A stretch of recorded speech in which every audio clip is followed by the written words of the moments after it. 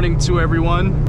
I hope everyone's had a fantastic Christmas and New Year. This is January 1st. As you can tell from my last videos of the Camaro and whatnot, we are no longer in that vehicle. This is my 2009 C6 Z06 Corvette. It's making right around 600 wheel horsepower. I did do some work to it, of course. Interior wise, I got nothing too crazy going on other than Revsol steering wheel. I also put a aftermarket radio in here, installed it myself by the way, so the fact that this thing's working is beyond me. But what I want to go over today is basically how to make 600 wheel horsepower in a C6Z. It's a very easily achievable thing. I feel like a lot of people are scared of it just because of the work that goes into it. I actually did it myself. I did the heads, cam, and everything in my garage on the floor for that. Didn't use a lift or anything fancy. It wasn't hard at all. I did take my time, so it took me about a span of a week, I would say, to get it all done. But this was me just investing probably maybe 1 or 2 hours a day after I got off work, because I'm not rich. I work just like everyone else. We're gonna find a parking lot that I can pull over to just to go over everything with you guys, and then I will see you then.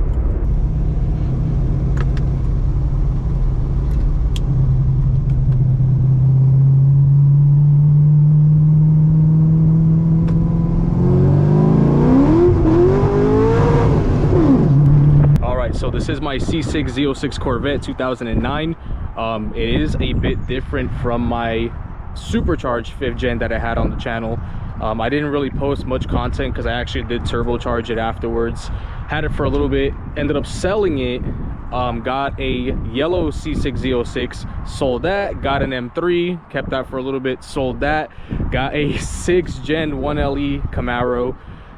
Kept that for a little bit, sold that, and then I ended up with this beauty 09 C6Z, my second one. Big reason I came back to this was because the value of it, you know, the power and performance you get for the price of this, you can't beat it. So if you're ever in the market for a car, performance wise, definitely get a C6 Z06 Corvette. They are 100% worth it. I love this thing. A lot of people say they're outdated as far as the interior goes, but something a few simple mods can fix. So as mentioned before, I got a Revsol steering wheel. This thing cost me maybe $260. I just got this maybe a few days ago. Installed it myself, nothing too crazy. And then one of the biggest upgrades I did was, of course, the radio. It does have Apple CarPlay, which I am a huge fan of. Everything works as it should. My first C6Z, my yellow one, and mind you, if you guys have the opportunity to do so, I definitely recommend checking out my Instagram. I have a lot of highlights of all my builds. Of course, my Corvettes and my race cars, they haven't always been my go-to cars. I've had many cars prior to these, or in between these per se, where I would stance them because I'm a big stance guy too. I love my stance daily. So definitely check out my Instagram. It is Phantasma_Z06. You can see all of the highlights of my side projects per se, and everything I've done to them. So, and then you can also see the previous race cars that I've had before this C6Z and after the supercharged Camaro, which in those highlights I do go over the supercharger kit and the turbo kit that I installed on that one. So I pretty much got it bone stock. The way you see it, it looked nothing like this. I'll try to post up a picture right now, and of course compare that to what it is now. So what I got going on with the exhaust is going to be 2 to 3 inch Speed Engineering headers. Nothing too fancy, nothing too high branded per se. They're not even ceramic coated or wrapped. From those, it goes to a 3-inch X pipe. I would show it to you, but it's pretty low. You're not going to see anything under there. And then moving to the back, I have a set of C6 ZR1 mufflers. Now the reason I chose these, they already have the muffler mod done to them, and then the biggest reason I ended up getting these was because of the ability to adjust the butterfly valves in the exhaust. So I'm really mindful of my neighbors. I don't want to piss them off in the morning. It is a HOA neighborhood after all. Not trying to get kicked out, of course. So these things are a beauty. I love the way they sound, and they're functional. You know, it's all about practicality. So nothing too crazy there. You can still achieve the same horsepower with the C6 Z06 mufflers. You don't really have to do much. And then just to show you guys, this is pretty much, ignore the mess, this is my 2-step switch, and of course this is my muffler butterfly switch that I rigged up, so nothing too special there. So that's pretty much it for the exhaust system. Onto the intake side of things. Variram ram air intake, or however you call that.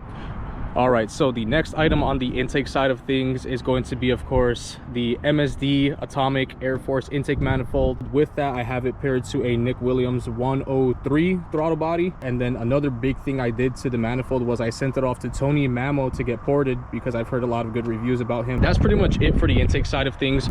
If you come over here, I did rig up a oil catch can. I got this guy off Amazon. I've ran this on my turbo Camaro before and on my 6th gen. Instead of paying high price for those $200-300 catch cans, it's a simple concept of just getting the crankcase ventilation tube in, out, back into your intake manifold, and that's it. I just mounted it up right here. Works just fine. I love it. All right, moving on. Heads and cams. So I got these fixed and ported from Texas Speed. These are the second set of heads I send over to them for that specific reason. Of course, I did the same thing on my first Z06. I just didn't cam that one.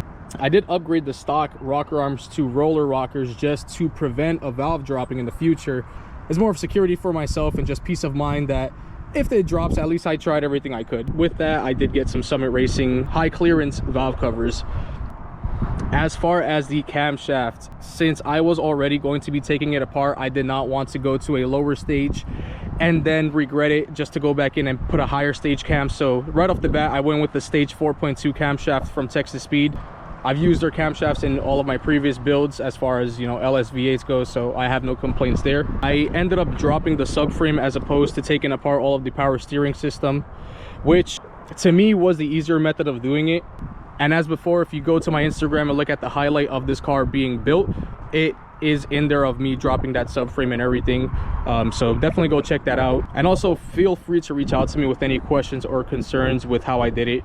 There's some things that I might not remember, but I'll try my best to assist. I'm still on the stock clutch, still on the stock master cylinder, which I think is going out just like my previous Z. Whenever I'm doing pulls to high revs, it does sink to the floor but then come right back up. So master cylinder is probably gonna have to be replaced soon, the clutch master at that. Let's move on to fueling. So of course I have the obvious DSX tuning flex fuel kit. I think it's fantastic, super easy to install.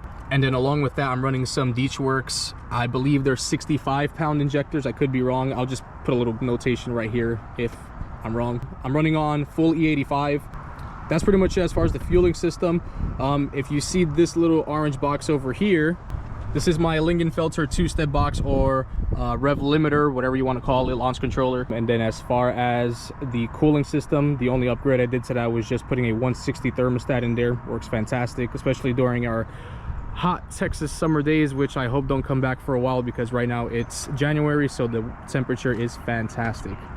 So that's pretty much it as far as the engine of the vehicle goes. Like I said, nothing too crazy. It's just a simple heads and cam Z06, makes over 600 wheel horsepower.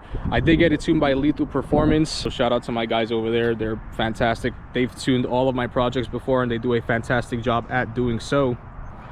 So as far as exterior modifications on the Z, first I did a C6 ZR1 style wing, C6 ZR1 style side skirts and mud flaps, which came pre-drilled. I was surprised at that. I love them, easy to install as well. So I have a black Z06 emblem on the fenders as well as the rear of the vehicle. And then moving on to the front, I did install a C6 ZR1 style front lip, which does bolt into the stock holes on the front bumper. That was a really nice touch. It's held up to some abuse. I'm constantly scraping driveways and whatnot, so it's very nice for the price. I'll definitely buy another one. I think he likes the Z06 as well. What's up, dude? And then as far as drivability wise, I'll save that for another video. Just basically going over the daily drivability of this. And then one thing I forgot to mention was these side markers. These are smoke side markers that have a LED strip, so they're very nice. The rears are red and the fronts are amber. They look fantastic. I got them for like 30 bucks off eBay. Still holding up strong, so I'll post a picture of how they look right now. And then as far as the taillights, I do have some Alpha Rex taillights. Things are fantastic. I have no complaints with them.